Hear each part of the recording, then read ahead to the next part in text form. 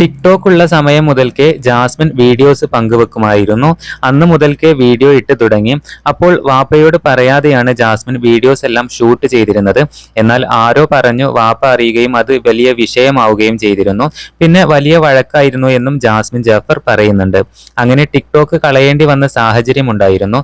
തുടക്ക സമയത്ത് തനിക്ക് ഫോണൊന്നും ഉണ്ടായിരുന്നില്ല. ആരുടെയിലുമൊക്കെ ഇരുന്ന് ഫോൺ വാങ്ങിയാണ് വീഡിയോ ചെയ്തിരുന്നത്. കാരണം തനിക്ക് വീഡിയോ ഇടണം എന്ന ലക്ഷ്യം മാത്രമേ ഉണ്ടായിരുന്നുള്ളൂ. പക്ഷേ എന്നെങ്കിലും ഒരു ദിവസം ഞാൻ വിജയിക്കും എന്ന ഒരു പ്രതീക്ഷയുണ്ട്. അങ്ങനെയാണ് മുൻപോട്ട് പോകുന്നത്. എന്നാൽ ഇടക്ക് വെച്ച് ഇൻസ്റ്റഗ്രാം ഒന്ന് നിർത്തേണ്ടി വന്നിരുന്നു എന്നും ജാസ്മിൻ പറയുന്നു. വിവാഹ നിശ്ചയം കഴിഞ്ഞു. പിന്നെ കുടുംബത്തിൽ വലിയ വിഷയങ്ങളായപ്പോൾ ഇനി വേണ്ട എന്ന തീരുമാനം എടുക്കേണ്ടതായി വന്നു. 1.5 വർഷത്തോളം ഞാൻ അങ്ങനെ ഇൻസ്റ്റഗ്രാം വേണ്ട എന്ന് വെച്ചിരുന്നു എന്നും എന്നാൽ കറങ്ങി തിരിഞ്ഞു വീണ്ടും അതിലേക്ക് തന്നെ എത്തി എന്നും ജാസ്മിൻ വ്യക്തമാക്കുന്നു. എന്നാൽ ആ സമയത്ത് വാപ്പാക്ക് അറ്റാക്ക് വന്നു. അത് ബ്ലോക്ക് ആയിരുന്നു. അതും മേജർ അറ്റാക്കാണ്. നമ്മൾ പേടിച്ചു പോയി. ഫണ്ടിന്റെ ഇഷ്യൂ വന്നു. വിവാഹം നീണ്ടുപോയി. നമ്മൾക്കാണെങ്കിൽ വേറെ പണിയൊന്നുമില്ല. അങ്ങനെ വീണ്ടും തുടങ്ങുകയായിരുന്നു. ജാസ്മിൻ മനസ്സ് തുറന്നുകൊണ്ടാണ് ഈ കാര്യങ്ങളെല്ലാം സോഷ്യൽ മീഡിയയിൽ പങ്കുവച്ചിരിക്കുന്നത്.